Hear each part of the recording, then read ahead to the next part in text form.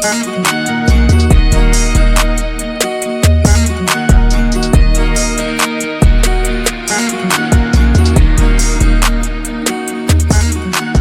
right, what we're gonna do today is I got some coon traps out. We're finna go check them. It's a place that we've been trapping for 3 or 4 years, so it's not gonna have, I don't expect to have a bunch. I've caught 11 in the last 2 nights, and it's 18, 19 coon traps. We had a bunch of snow, so there was no point in setting a bunch of foot traps. So I just got out and set a few coon traps, and we are going to run them and then come back and show y'all how to boil some traps, get some coon traps ready from out of the box to in the field. So let's go. I got one over here.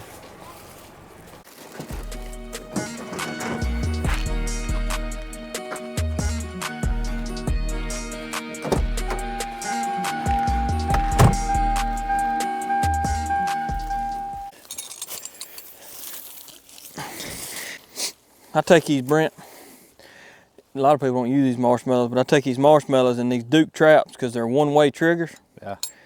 So before I set it, I'll stick it down in there under that trap because that trap has to come up to make it go off. So I'll put it under the trap and then I'll set it. That way when they grab that marshmallow, they're coming up with it. And then you just take this bait and you don't put much, just cover it up and there you are. That's as simple as form as coon trapping as you can do.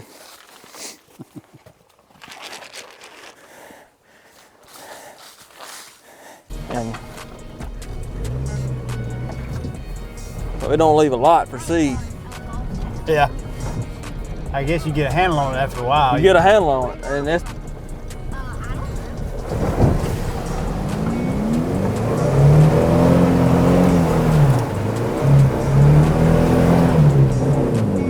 Oh yeah. All right. Ain't no feeling like four-wheeling. Hey, can't beat these little Tacomas, man. What's a pretty spot?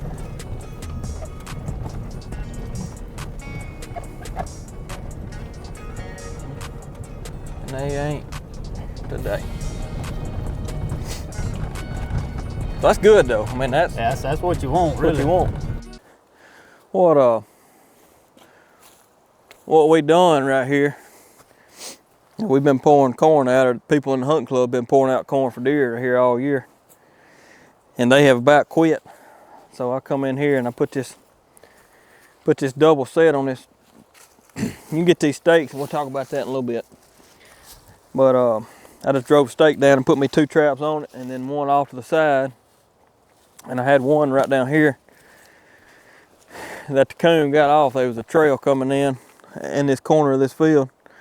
And I didn't knock the ferrule down with a hammer. And it pulled my trap and took it yesterday. But usually you'll have a coon in both traps in a high density area. But maybe we have got these coons beat out of here. We've done a lot of trapping over the last couple of years, and this is more maintenance on this, but it's a pretty good setup. I don't know.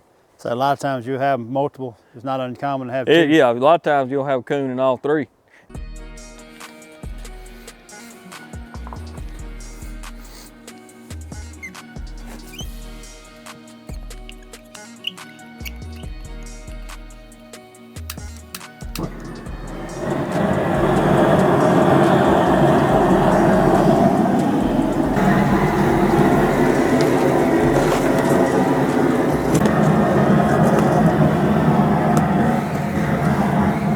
Go to Duke Pecan Company in West Point. Tell them you want a box of Duke 550s. This is the way they'll come. Straight out of the gate. Cut that off. And they got oil. I don't know if you can see that or not, but Put that on there. These chains come 18 inches, and I just use them all.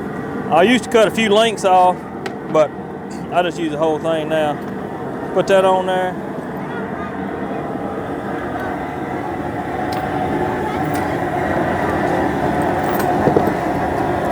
That's a double swivel. And you also got a swivel on the bottom of your trap. So that's double swiveled.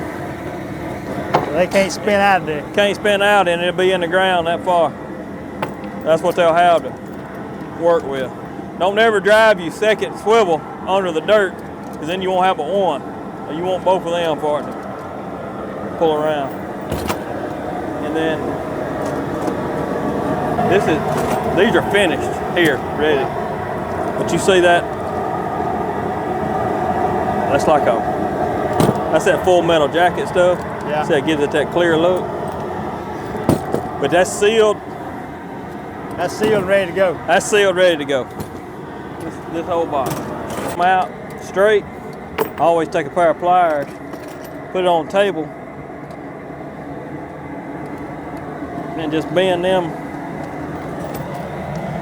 down like that. Yeah. That way when you get ready to set that trap, you can anchor them down into the ground. They'll push down into the dirt, and then it helps you anchor your trap a lot better. And it also makes your springs faster. So when I get them out of the box, every one, I'll bend them down before we put them in the ground or in the water.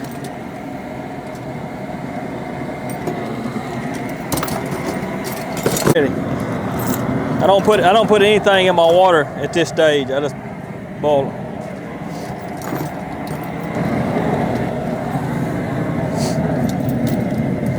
You start seeing that oil coming, sheen on the water. That little sheen starting coming to the top. That's what you're trying to get off of. That screw and loosen that screw out. See that pan tension is almost, you can't even push down on it. So if you go over there and you was to buy 6 of these traps and you don't loosen that up, you may miss everything you catch and be like, I ain't no good at it. So you just, this is not night latched. It's a whole different system. So this sits on here like this. Let me set it right quick.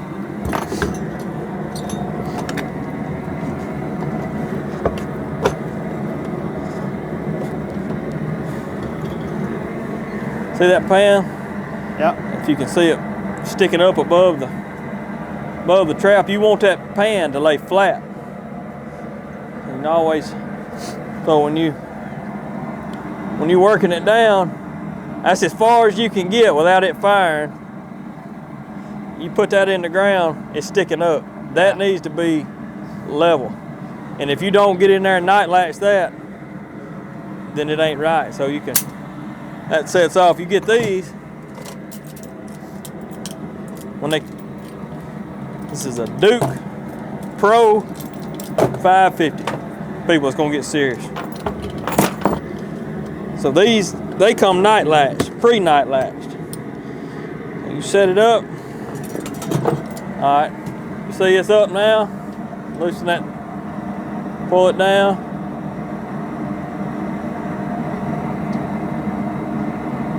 You'll hear it click. Yeah. Now, it's laying flat. It's ready to go. So it takes all the guesswork out of it. Now it's just,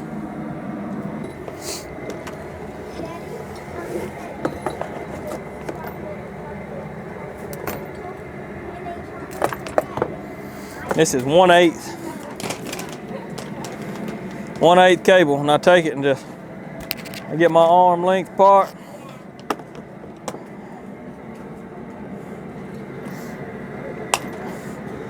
Cut it off.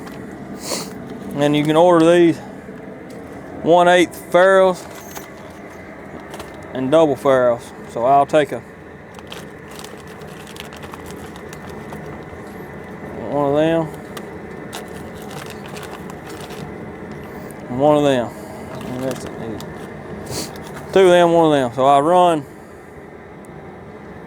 my cable through there and back through. That'll be the end we connect the trap to in a minute. Then run this one through, back through, and we're gonna hammer that down on there. We gotta do this over here.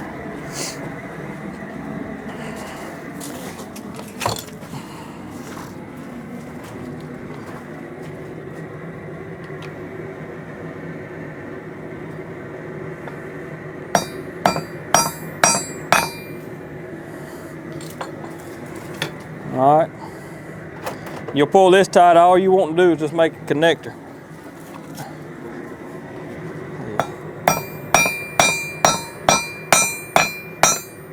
All right. So now you got one that you can loosen up, tighten up, tie it around a tree. So you order this bag.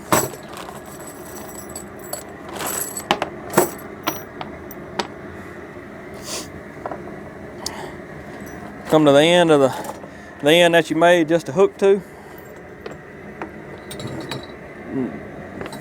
What we're gonna do on this trap? I take that nut there off.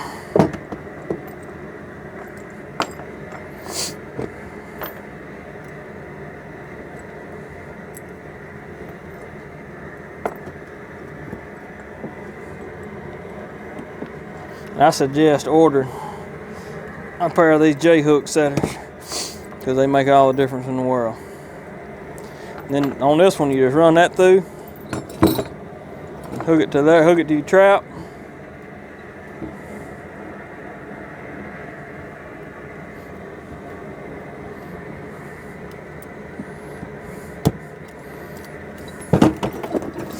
All right, so essentially there you are. And what I do, let's say this is your feeder, and you wonder about how you're gonna anchor it down. Now you just take your loose end, wrap around the leg of your feeder, run it back through, pull it tight, it won't go nowhere, and you stick it in the ground, and you trapping. That's what, 3 minutes worth of setting it up, and you ready to go. So do that times about 6 dozen, you'll be ready to go.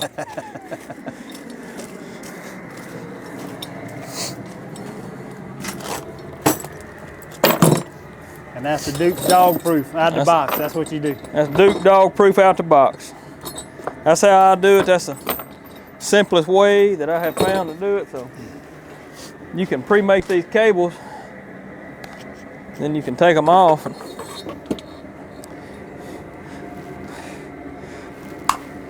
take them off and you're ready to go. So nothing to it. Nothing to it.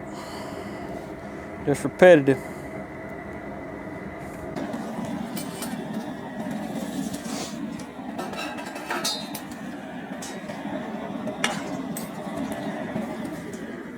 When you do it a bunch at one time, this rack comes in handy. It comes in handy anyway. Heck yeah. I've had this thing. Rick Carroll built this rack. He built that rack in probably 2008. Look how many turkey eggs this rack saved. A lot. There's been a lot of traps on this thing. Me and him, when we first started trapping, you can see some green paint on here. Yeah. We would take our conibears and we went and got some green paint from Lowe's, and we put lacquer thinner and melted it down real good, and we started putting them conibears. We'd stack conibears on this thing and let them dry. And that's still that green paint, but now over the years we got this layers and layers of wax and dye and dip and paint and everything else. But there's been a lot of traps on that rack. I wouldn't get rid of it for nothing. It sits around, people have no idea what it's for. But it's handy.